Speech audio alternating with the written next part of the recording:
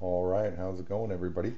I am here on Monday, March 1st here. I'm a little bit behind making this video here. We're going to talk about section 7.5 today, our double and half angle formulas.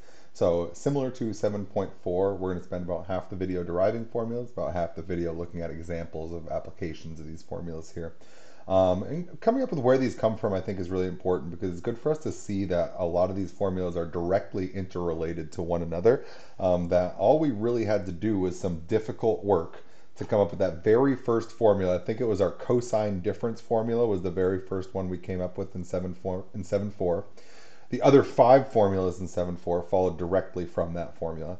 Today, all of our double angle formulas here are going to follow directly from our sum formulas in 7.4.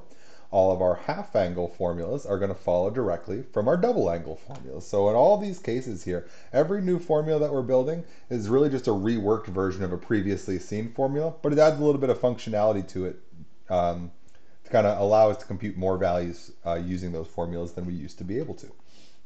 So, so again, these are kind of the six formulas that we're going to look at today. We're going to get a bunch of alternate expressions for these guys though too. So we're going to come up with quite a bit more actually than just six things.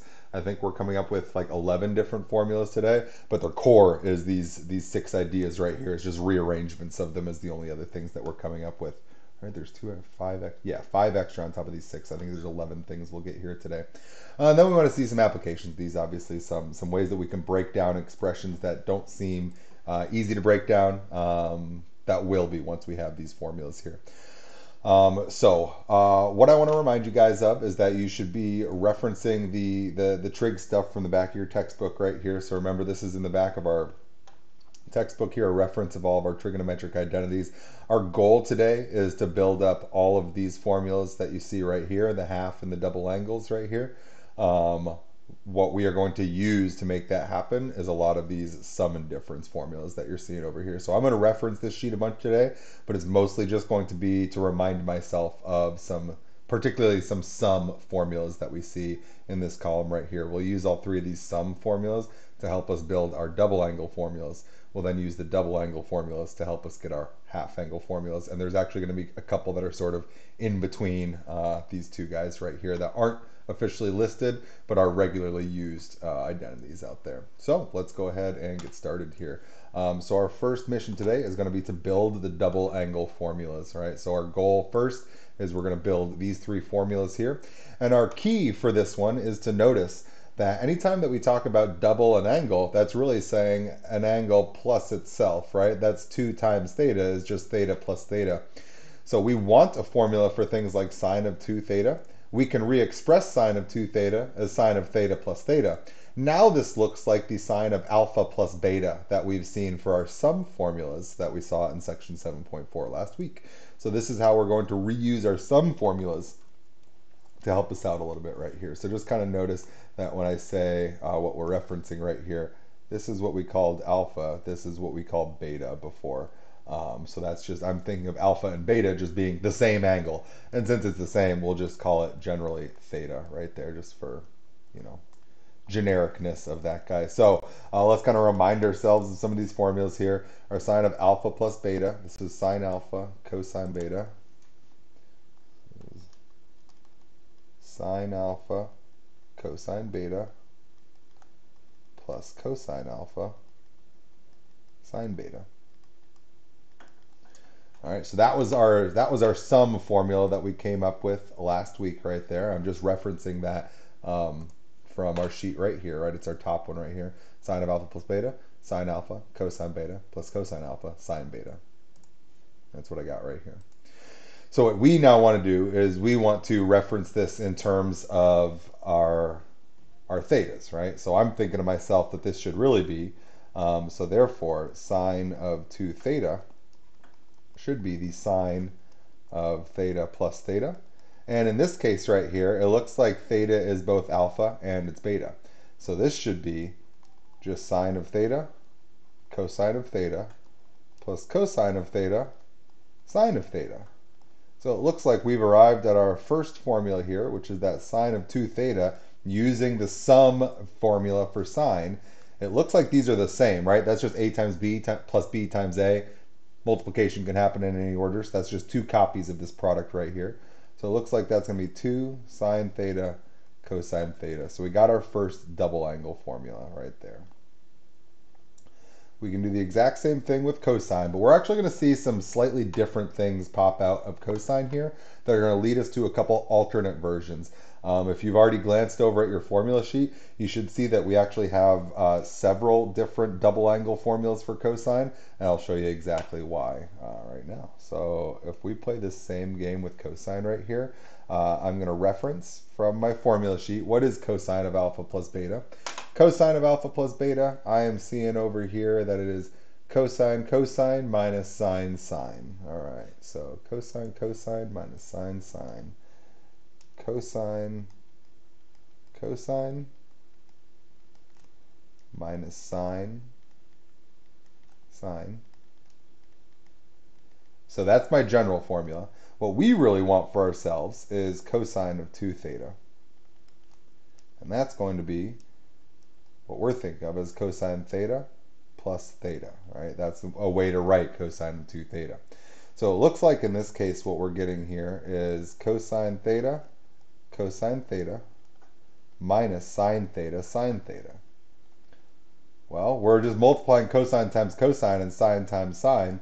So it looks like one of our possible formulas here for cosine of 2 theta. And because there's going to be several possible rewritings, I'll kind of give myself a little bit of room right here. It looks like one way I could state this is just as cosine squared of theta minus sine squared of theta. Right. That's certainly one of our possible ways to rewrite this.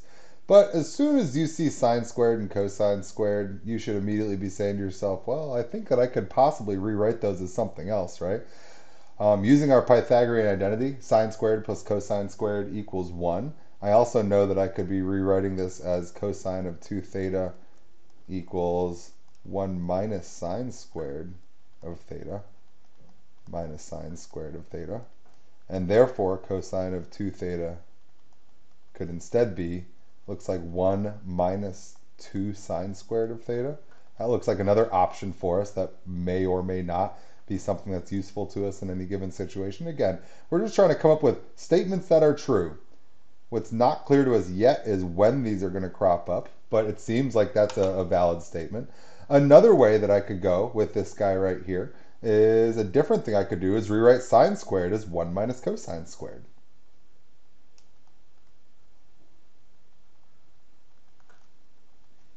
So I'm going to leave the cosine squared alone in this case, minus 1 minus cosine squared of theta. So instead, using the Pythagorean identity on the other component there, here it looks like I'm going to get a negative 1 overall.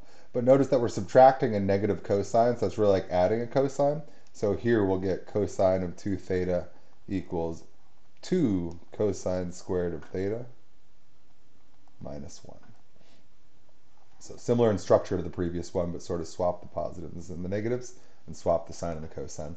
So those are generally the 3 different alternatives that we have for a double angle formula for cosine. And honestly, I can say to you, this one right here, this third one, I am not exaggerating when I say this has cropped up, using this identity has cropped up, I would have to estimate about 15 times already this semester in Calculus 2 with my Calculus 2 students. This one comes up all over the place because performing a certain calculus operation that you guys will learn about at the end of Calc 1 on the function cosine squared of x turns out to be very difficult to do directly. But if we instead use this identity to rewrite cosine squared in terms of a cosine of 2 theta, it becomes quite a bit more easy for us to perform that calculus operation. And so this trig identity right here takes us from an impossible scenario to a possible scenario by rewriting a cosine squared as a cosine of 2 theta, give or take some constants that are in there. So like these come up, they come up quite a bit in calculus because in a lot of cases, we can't handle one version of one side of one of these identities, but we can perform calculus on the other side. And so these are some very useful trig swaps that occur out there in calculus land. Finally, the tangent one is going to feel pretty similar to our sine, where there's not going to be multiple different forms for this guy out here. This one, I remember, this one I've got my little song for. This is our tan A, tan A, tan A, plus tan B, tan B, tan B. all over, all over, all over. 1 minus tan A, tan B. All right. So I remember that's my formula right there. So now if we're instead looking for tangent of 2 theta, we're again going to think of this as tangent of theta plus theta. And so I'm just plopping in thetas in all these slots right here. So it looks like we're going to get tan theta. All right, fine. So I don't have enough room for this one because it's a fraction right here. I'll go on to the next line. So I'm going to get tangent of 2 theta is equal to then tan theta plus tan theta. That's tan A plus tan B, where A and B are both theta, or alpha and beta are both theta, minus tan theta times tan theta. So just as a light little rewriting of this then, just combining my like terms here, I'm seeing tangent of 2 theta is 2 tangent theta over 1 minus tan squared theta. So again, we've got a way to rewrite the trig function of double of an angle in terms of only just one copy of that angle, right? I think the really important thing to notice is out of all 5 of these alternative formulas here, we have double of an angle inside of the trig function on the left, and on the right, the important, very convenient thing is we have our most simple trig functions, just sines, cosines, and tangents of just theta. Some of these are squared over here. That's actually more practical rather than less practical for us right here. So here are our 5 double angle formulas, and notice all of them followed this exact same little trick right here, which is to say this is how we want to think of breaking these guys down. This is what allowed us to reuse our sum formulas that we came up in the last section to help think about a doubling as a sum of 2 things that are the same. So alternate forms of these double angle formulas. Often it's very useful for us to solve each of these equations right here, not for the doubled angle, but for the squared trig function. All right, so in each of these cases right here, the things that we're wondering are there other convenient forms of these guys that will help us identify sine squared, cosine squared, or tangent squared in terms of a double angle? And so what I'm going to do is I'm recognizing here that from our double angle formula for sine, there isn't some like squared trig term over here to help me solve for it. But I am seeing that here's a squared version of sine that I can solve. Here's a squared version of cosine I can solve for. Here's a squared version of tangent that I can solve for. So what I'm going to do is I'm going to use these 3 guys right here down below. So I'm going to go star, star, star. And this is what's going to go into my below groupings down here. So these are the 3 formulas I'm going to work with to solve for the squared version of sine, cosine, and tangent right here. To sort of get alternate versions of, it's sort of the backwards version of a double angle formula right here. It's really more of like a squared trig function formula right here. Let's do sine first. So I'm seeing here, so this is saying to you, suppose you have a sine squared and you don't know what to do with it. Well, what I would do is I would go out and I would look out in my trig identity sheet and I'd say, okay, do I see sine squared anywhere that's useful to me? And the first one that crops up certainly should be in your mind the Pythagorean identity there, sine squared plus cosine squared equals 1. But maybe you don't want to have other squared trig terms. Well, another place I do see sine squared out here is this guy hiding way over on the right, right? Nope. This guy hiding way over on the right over here, sine squared. So I'm thinking, oh, excuse me, I guess I was looking at this sine squared right here. This sine squared just also has cosine squareds and it makes things tough. So this guy right here, I'm thinking to myself, well, this seems to be a way that I could rewrite sine squared in terms of some other parts. So maybe that's the useful identity for me here. So let's go ahead and solve for this guy here. So I'm seeing that we have cosine of 2 theta equals 1 minus 2 sine squared of theta. Well, let's go ahead and solve this guy, right? That was just this formula. Oh, sorry. There we go. So taking this formula here in the box, this has got sine squared in it. I just rewrote it right there. Let's go ahead and solve this guy for sine squared. So it looks like I kind of want to like add the negative 2 sine squared to the other side, subtract cosine 2 theta to this side. So I'm going to get a 2 sine squared theta equals 1 minus cosine of 2 theta. And I can divide everything by 2.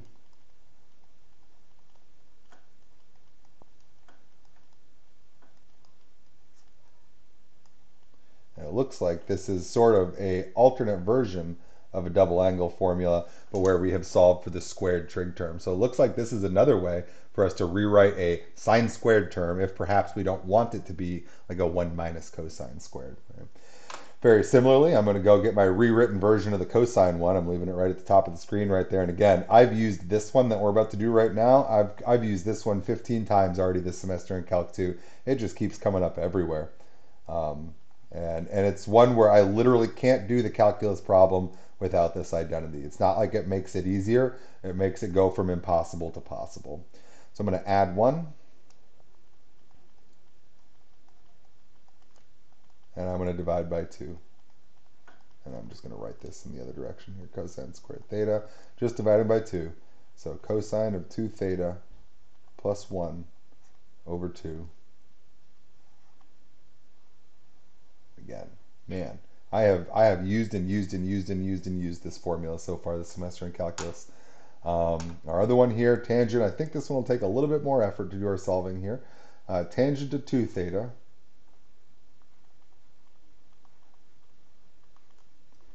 equals 2 tan theta over 1 minus tan squared theta. So I'm trying to solve for tangent squared right here. So I guess my first move on this guy is going to be, let's multiply both sides by 1 minus tangent squared of theta.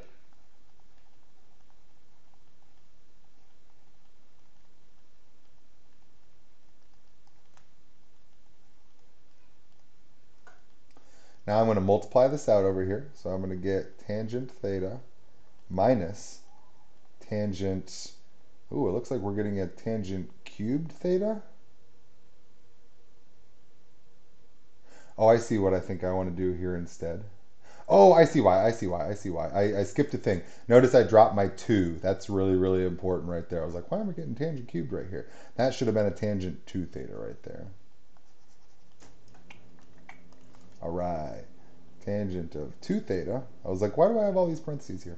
It looks like we're getting tangent of 2 theta minus tangent of 2 theta times tan squared of 1 theta equals 2 tan theta. My goal is to solve for tangent squared, so I'm going to go ahead and subtract this tangent of 2 theta over to the other side.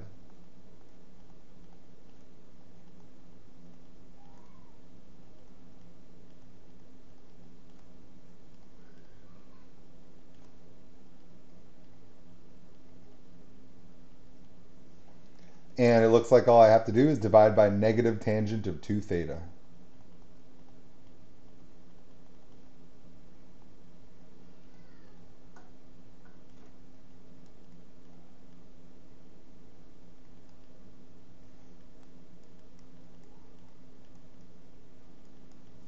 The thing I'm noticing here is that this looks like it's just 1.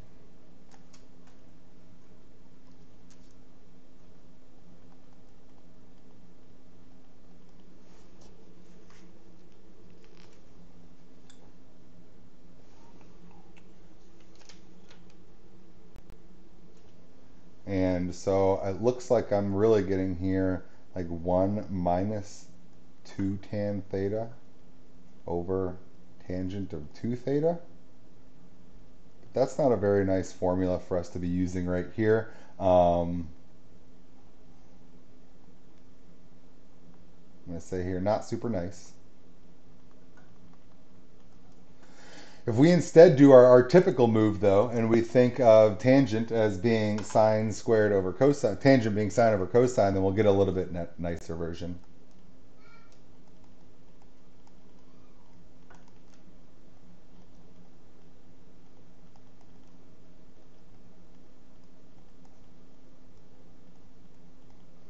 And if we go ahead and follow this guy right here, you can see we've already found nicer versions for sine squared and cosine squared. They look like these guys here.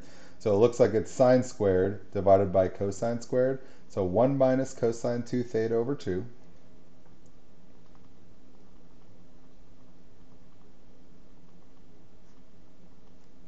that's sine squared, all divided by, our other one was 1 plus cosine 2 theta, all over 2.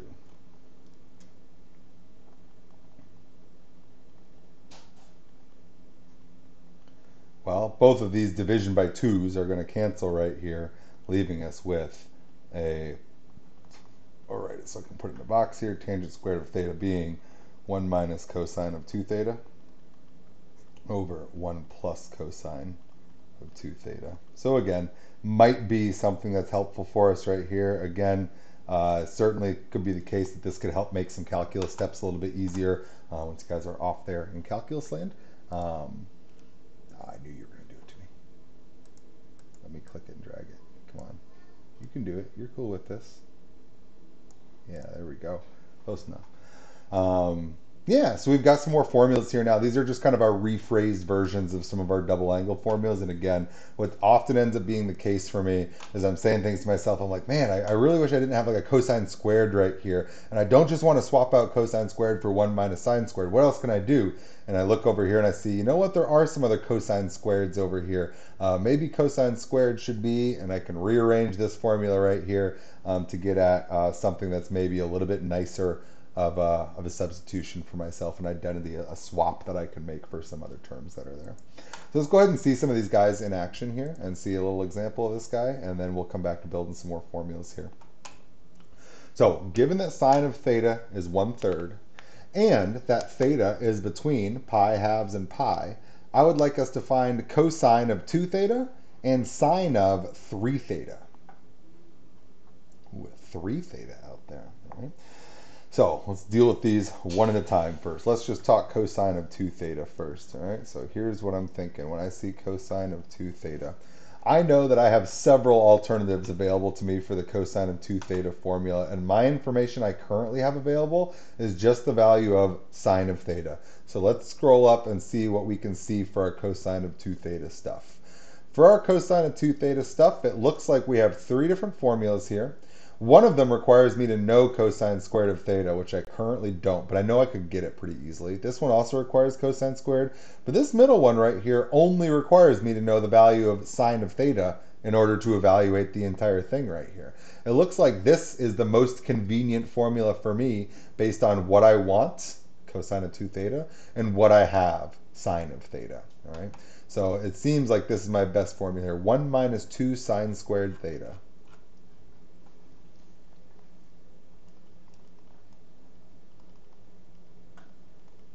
So I can just directly evaluate this. 1 minus 2 times 1/3 squared.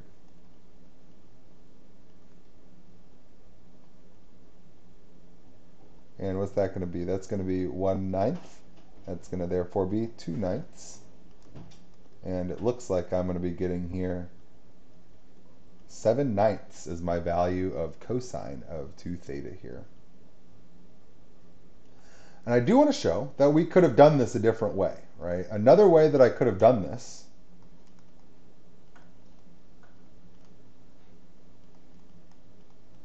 is to say that cosine of 2 theta is the same as cosine theta plus theta. And now I could go ahead and I could find my sum formula that's associated with this guy. So let me show you the rest of our parts here. So if I instead did it this way, then now for my sum formula, the sum formula for cosine is going to be giving me cosine cosine minus sine sine.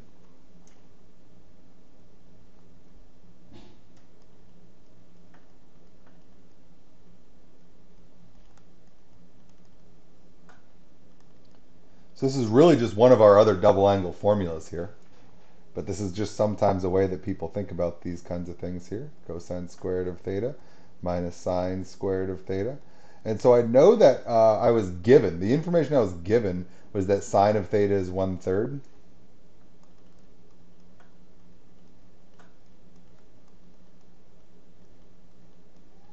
But I don't know what cosine squared is here. Well, we can stop and just figure it out. I'm going to go ahead and draw my triangle here. We were given the information that sine of theta equals 1/3.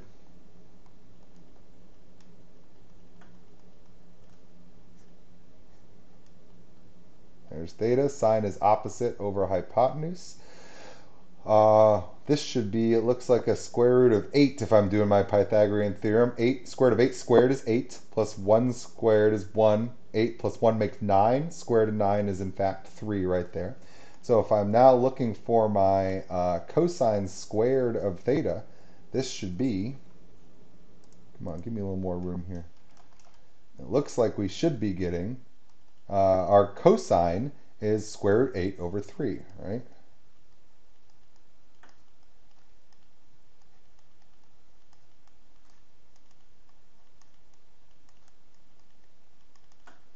Looks like we're getting 7/9 again right there. Nice. So a couple different ways we could have come at this guy. It looks like even using one of our other double angle formulas right there, it took us more work certainly. But again, a lot of these things are like maybe you don't pick the like cleanest, easiest version of the problem, easiest route to this. It doesn't matter. That wasn't terribly difficult. I just had to draw my triangle associated with sine of theta equals 1/3 to find what cosine of theta was going to be in that case right there. Helped me complete this. So two different ways that we got to the correct answer right here. So the other one that I want to look at here is what's up with sine of 3 theta?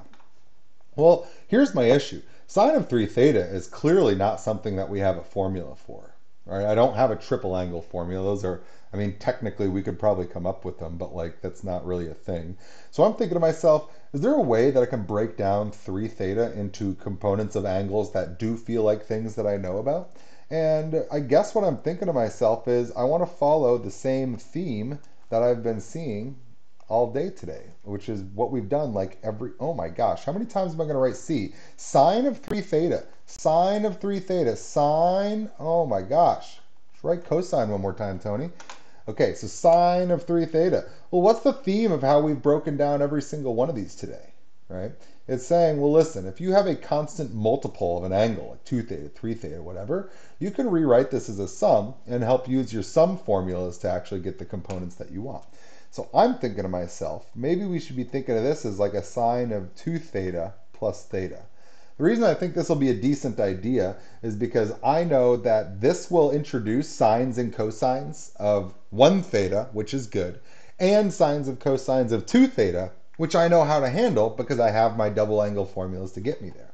So let's see if we can do this here. So real quick glance over here says that my sum formula for sine is sine cosine plus cosine sine of alpha and beta. Sine cosine plus cosine sine. So this should be sine cosine plus cosine sine. From here, now I got to break down some stuff a little bit more. I know I have found the identity. I need to know a way to write sine of 2 theta. We found that one. Sine of 2 theta is right here. It's 2 times sine theta times cosine theta.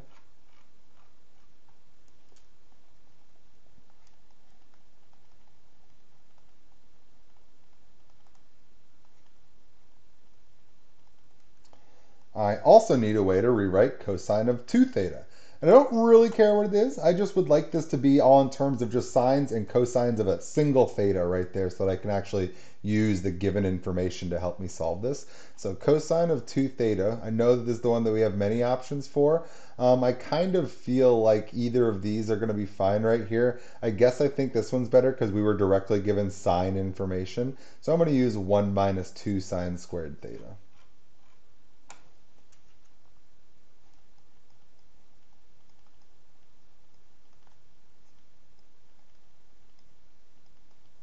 So I have now used one decomposition using the sum formula for sine, and then I used 2 different double angle formula identities. And the very important thing that I've done now is I have trig function of a single angle, trig function of the single angle, trig function of single angle, squared trig function of the single angle, trig function of the single angle. I've gotten rid of all my 3 times and all my 2 times within my trig functions. So now I can come back to using this sine of theta equals 1/3. And again, over here, I'm going to just draw the same exact triangle once again right here. So I know that sine of theta equals 1/3. That leads me to the triangle 1, 3, square root of 8. which tells me that cosine of theta equals square root of 8 over 3. And now I can use this to finish my problem. So I'm going to get 2 times sine theta, which is 1/3, times cosine of theta, which is square root of 8 over 3, times cosine of theta, which is square root of 8 over 3, plus 1 minus 2 sine squared of theta, that's going to be a 1/9 because it's 1/3 squared, times sine of theta, which is 1/3. Now I just got to simplify all this business right here and we are good to go. What am I seeing here? I am seeing this whole group of terms right here. Square root of 8 times square root of 8 is just 8. Times 1, still just 8 up in the numerator. Times 2 gives me 16 up here in the numerator. Denominator, 3 times 3 times 3, 27. So 16 over 27 is what I'm getting from the first group. Plus, I've got here 1 minus 2/9 should leave me with 7/9 remaining. 1, take away 2/9 leaves me with 7/9 times 1/3. And so 16 over 27 plus 7 over another 27. Looks like we're getting 24 over 27. Actually, that even reduces, doesn't it? Isn't that 8/9? That one actually came out really surprisingly clean right there. I didn't expect that to have no square roots in it. So starting from just knowing the sine of a single angle, we were able to find the sine of a triple angle right here, because we want to keep this general theme in mind that any constant multiple of an angle, you could think of it as a sum of two angles and then use your sum formulas that are available to you here. So I really like problems like this, decomposing sines of multiple angles into sines and cosines of a single one angle. It makes it a lot easier for us to evaluate these expressions once we can write it in this way. So pretty nice right here. I really do like these like sort of layered problems right here where there's a couple different components that we've got to make the swaps that are necessary there. Cool.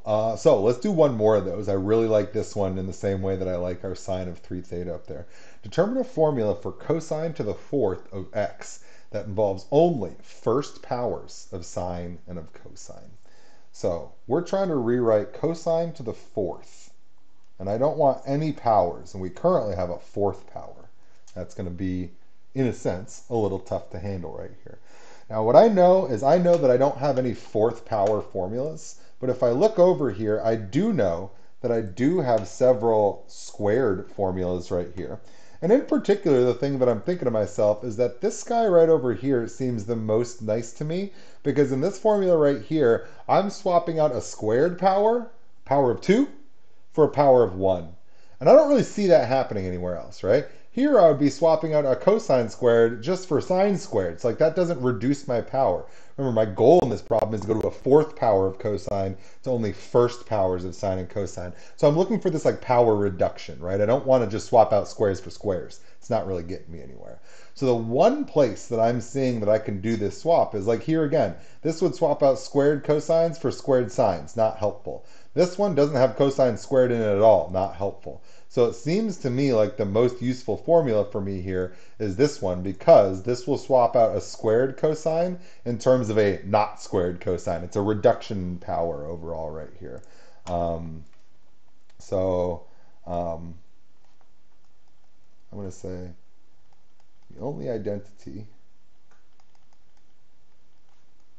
I can see reduces the power on a cosine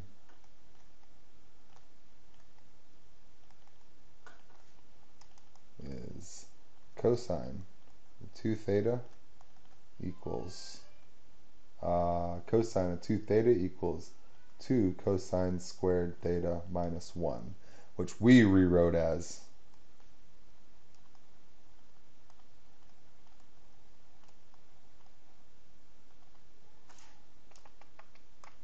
oh goodness, I'm doing the thing again. Here we are. I'm writing those words that I'm saying at least. At least I said them. The only identity I can see that reduces a power on a cosine is this cosine squared of theta equals cosine 2 theta plus 1 over 2. So I'm going to see, but now my issue is here I have a cosine squared. Well, do we see cosine squareds in what we're working with over here? Well, sort of, because cosine to the fourth is really just like squaring twice. So I can think of this guy now as being maybe cosine squared of x squared. That's going to be the same thing as cosine to the fourth. I now can go ahead and write out this guy here. It looks like I should be writing this as cosine of 2 theta plus 1 over 2. And this is what I'm squaring. So you should notice that we have one of our components here is like a 1/2 that's being squared. 1/2 times 1/2 is 1/4. So I've dealt with the 2 as a denominator times cosine of 2 theta plus 1 squared. Remember, our goal is to just get first powers only of sine and or cosine here.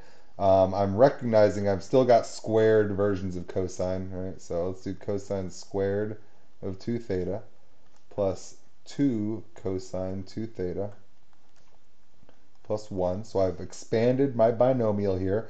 A squared plus 2ab plus b squared when we're squaring this thing. A squared plus 2 times a times b plus b squared. 1 squared is 1. And what I'm noticing here is I now have a cosine squared of 2 theta, right? So be real careful when you're doing this guy right here, that now I have a cosine squared of double what theta is. So maybe what you want to think to yourself here is this.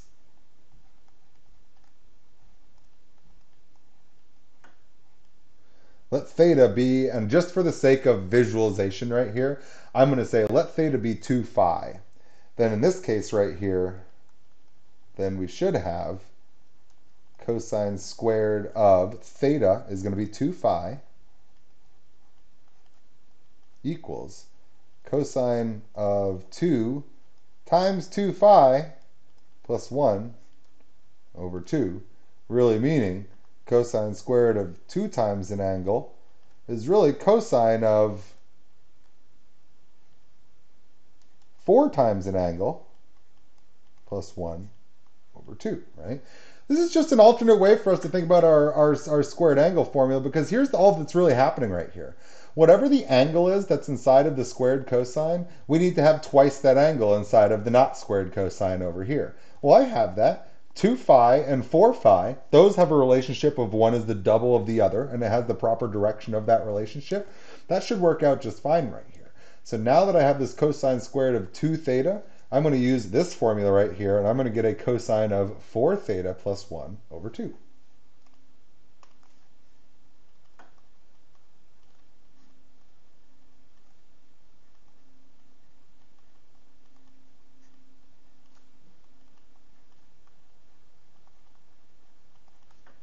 Notice we have now reduced ourselves down to only having first powers of all of the terms that we see. And so it looks like I can write this now as, it looks like, what do I have here? 1/4 times 1/2 is 1/8. So I think I have 1/8 of cosine of 4 theta plus, that's a 1 divided by 2 is a half, times a fourth is 1/8, plus I've got 1/4 of 2 cosine 2 theta, so that's 1/4 of times 2 is 1/2, plus 1/4 right there, 1/4 times 1. And now I'm just going to add a little bit of constant together here and get 1/8 cosine of 4 theta plus 1/2 cosine of 2 theta, and 1/4 plus 1/8 right there should be giving me, that's 2/8 plus 1/8 is 3/8 right there is our constant on the end. All right.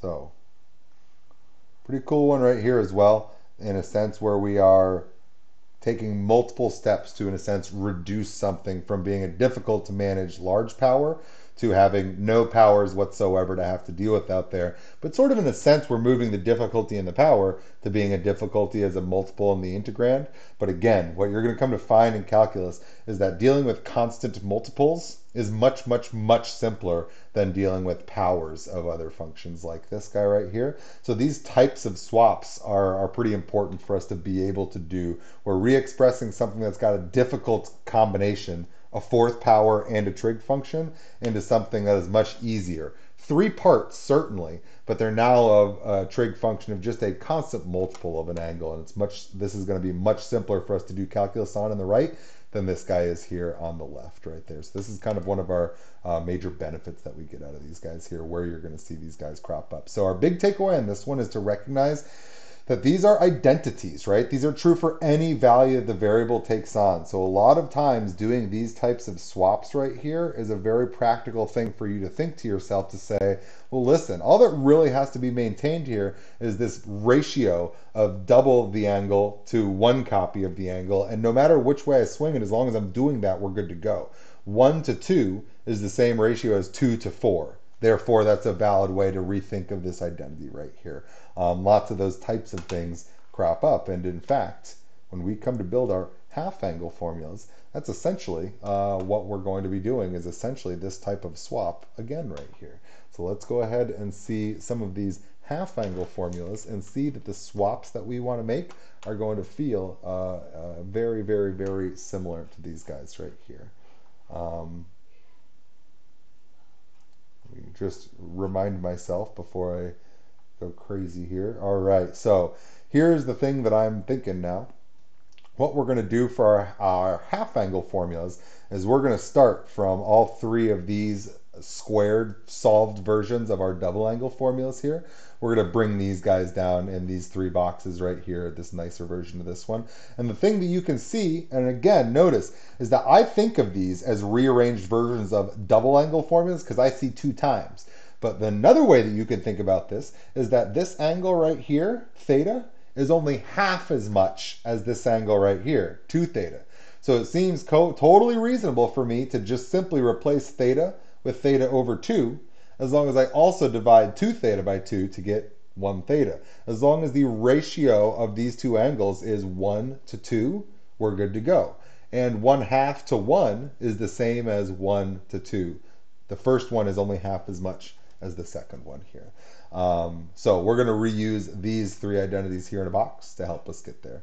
So the first one is sine squared is 1 minus cosine 2 theta over 2.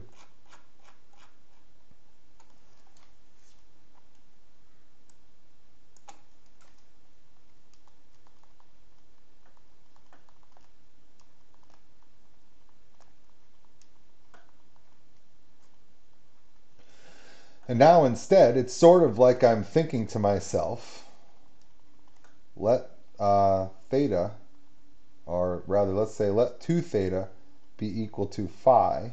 Then in that case, theta should be phi over 2. And so now I'm just going to use those 2 things as my substitutions in here, right? That's therefore saying sine squared of phi over 2 equals 1 minus cosine of just phi over 2. I wanted to get a half angle formula, not a squared half angle formula. So it looks like we need to take a square root on both sides.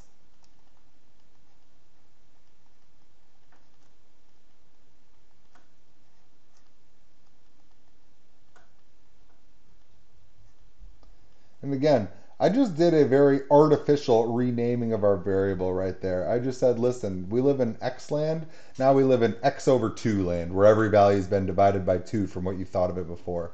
That shouldn't really affect anything, right? This is in a sense like me just converting from Fahrenheit to Celsius. It shouldn't change the nature of the relationship between these quantities right here. It's sort of like we're just measuring in a different unit. I did maintain the fact that this angle inside of the sine was only half as much as the angle in terms of the cosine. 1 is half of 2.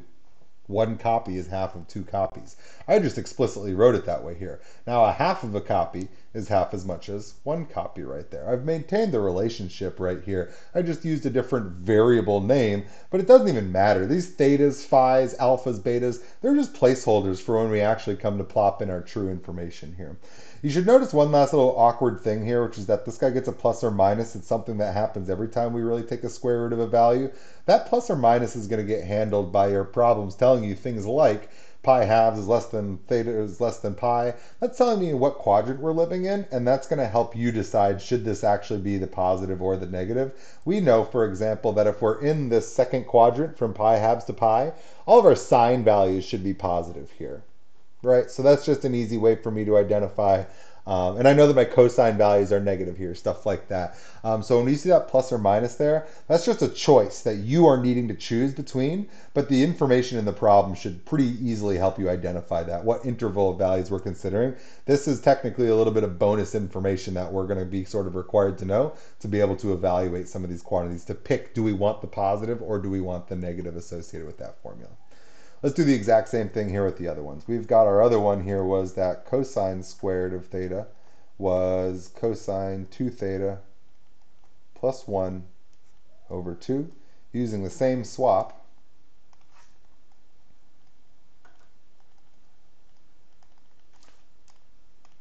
we're going to land here at, I'm going to rewrite this then as cosine squared of theta over 2 equals cosine of theta plus 1 over 2. And we again take the plus or take the square root, introduce the plus or minus. We've got a half angle formula.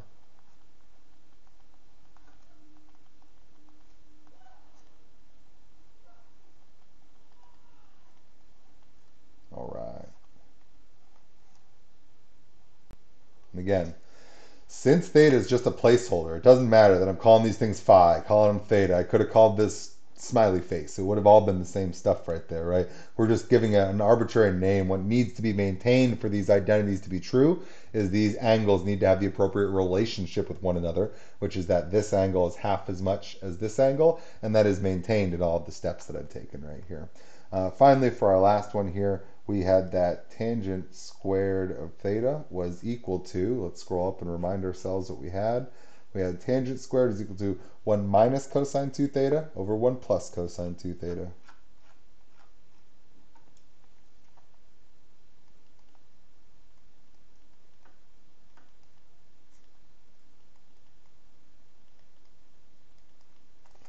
I'm going to say it one more time. Same idea.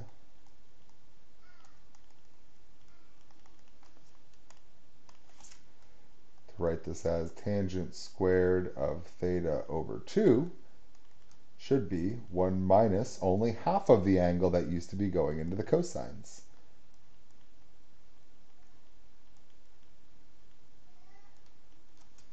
And it looks like we've got a formula here.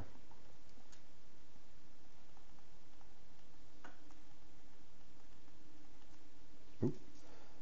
Skipping the one step I want to do, take that square root.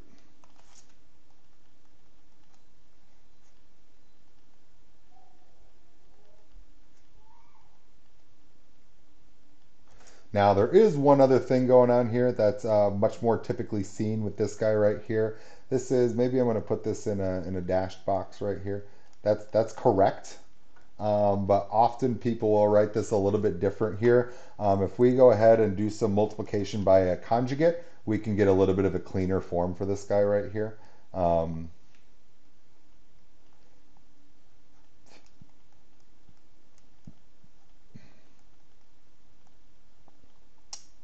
And I think here we want to do, let's multiply this guy by 1 minus cosine theta. 1 minus cosine theta.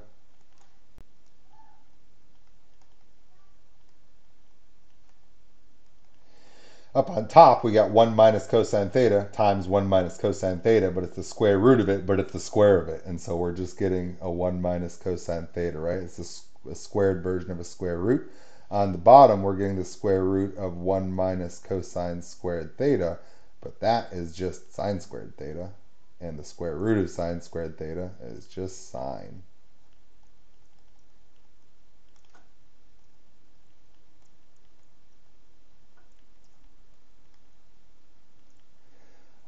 And so it's more typical for us to see tangent of theta over 2 to be rewritten here as this 1 minus cosine theta over sine theta.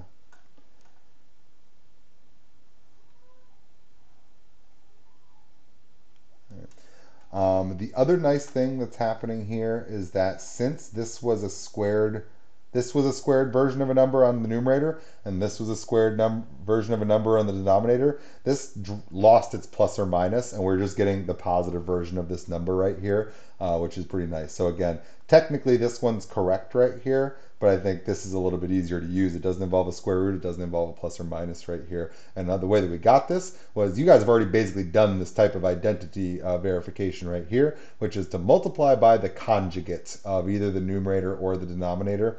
And actually, I do think, by the way, I'm trying to remember for myself right here, I think that there's actually, yeah, this is actually also equal to sine theta over 1 plus cosine theta. I think we actually directly did that identity ourselves as well right there. So again, this is actually like several different ways that we can get that tangent of theta over 2. Whichever one happens to be the useful one for you is the one that you are welcome to use right there. So again, this one's right, but it's not really the used form. And even in fact, if we go over here and look, you'll see that our tangent of theta over 2 does not involve that plus or minus square root like our other half angle formulas does. It gives the 1 minus cosine over sine version right there. But bunch of different ways to rewrite things. That's our big lesson from the last couple lectures here, is that lots and lots and lots of different ways to re-express these same quantities here. And again, I'm going to keep on saying this. Once you get to calculus, what you're going to find is that not all of these are equivalent. It's not like we're just plugging numbers in. It's that we're trying to apply calculus operations to these functions, and some of these functions are gnarly enough that we can't deal with them, but some of them have rewritten versions that are much, much easier to apply our calculus operations to. So a lot of these are going to come up in calculus where we're going to give you a derivative or an integral that's straight up impossible, but then you apply a trig identity to rewrite it in a different way, and then it becomes not just possible, but pretty easy. So these are like required for all of calculus to basically work out, so we need to be able to perform these kinds of swaps here. So let's look at another example associated with our half angle formulas, and I think this is all we got left here for the day. So given that sine of theta is 2/3, we want to find the values of cosine of theta over 2 and tangent of theta over 2. All right, so let's start with our cosine of theta over 2 here. We've been given a half angle formula that's associated with this. We just solved this guy right here. We found that this is going to be plus or minus the square root of cosine theta plus 1 over 2.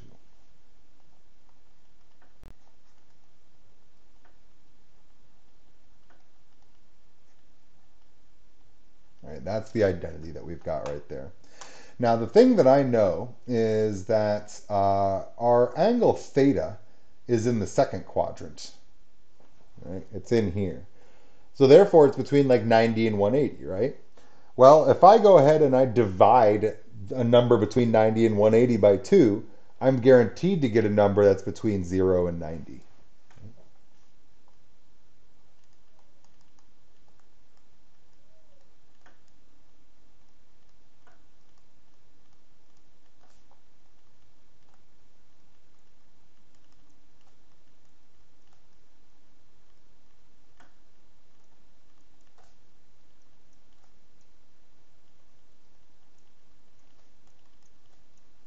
And what I know is that in the first quadrant, both sine and cosine values are going to be positive.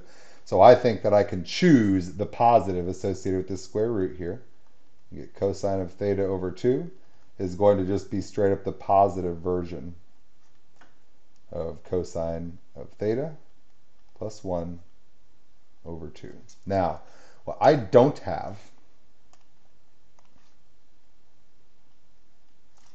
is I don't have a value for cosine of theta, but I think I can get it. We were given that sine of theta is, and it's at the top of my screen right here, is 2/3. Let's use that to get a value for cosine of theta.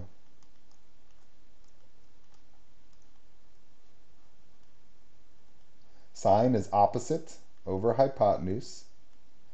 So we're getting here 3 squared minus 2 squared is 9 minus 4 is 5. So I'm getting a square root of 5 as my other side from my Pythagorean theorem. And that's going to go ahead and tell me that cosine of theta is adjacent over hypotenuse. That's root 5 over 3. All right. So I can use that piece of information now to go ahead and get my answer for cosine of theta over 2.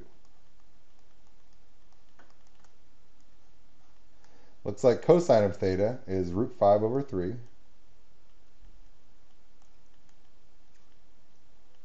And so I might rewrite this guy as cosine of theta over 2 as the square root of, I'm dividing this term by 2, so I'm getting root 5 over 6 plus 1/2.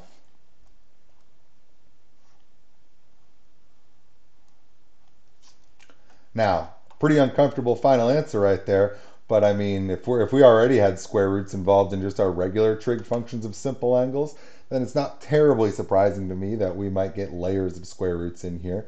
So kind of uncomfortable number right there, certainly, but certainly some math that we can do right there, right? So there's a good exact answer for cosine of theta over 2 on that guy. We can also get tangent of theta over 2.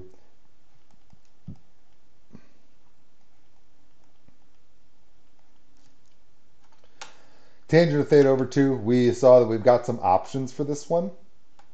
I think it's pretty obvious that we don't want to pick this one right here, because this one we have to make a choice for plus or minus, and we have to get cosine information, which we were given sine information. At least this one directly involves just that sine information. So I think this primary one in the box right here looks like our best choice. So I'm going to go ahead and choose that one. 1 minus cosine theta over sine theta. This one's actually pretty easy right here. It looks like I know sine of theta, and I can use this exact same information right here. Maybe I'll name it here. Same information.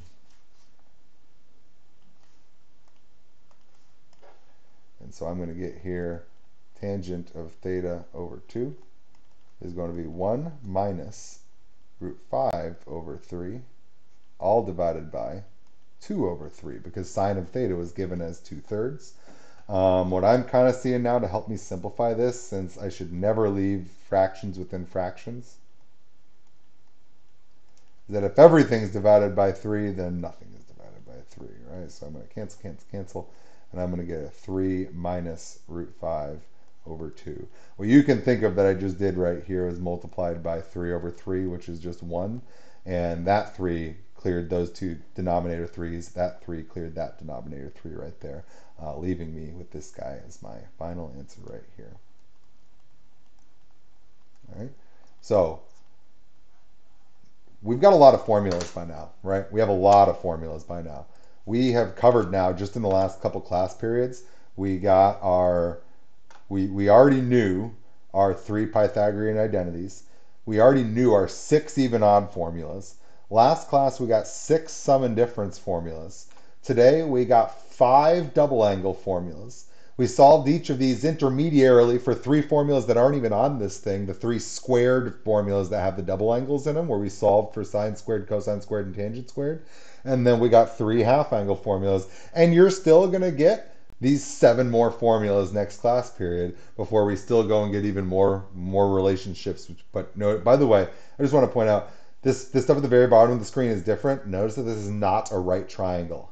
All this information is relationships within a right triangle right here, which is crazy. It's just wild how much there is to unpack from a single right triangle. Just stop and take a minute to be like, holy cow, are we really spending 7 weeks talking about just a right triangle? And the answer is yeah, there's like that much stuff going on right here. So remember that your goal here should not be to explicitly memorize all of these formulas. What your goal should be is to kind of vaguely recognize their general structures. You should be able to see things and say, ooh, I feel like I've got a formula for that. Let me go look it up real quick. That should be the kind of phrasing that you're using for yourself a lot in these sections right here, which is, ooh, I think I know a way to rewrite cosine squared that's going to be give me the terms that I want. Let me go find the 3 places that I see cosine squared in this whole sheet. And here it is. There's a cosine squared, there's a cosine squared, and there's a cosine squared. And there isn't cosine squared anywhere else on this whole dang sheet right here. And so like those are your 3 choices if that's a term you're looking to swap out, right? So using this to kind of scan through and say, where do I see the parts that look like the parts that I have?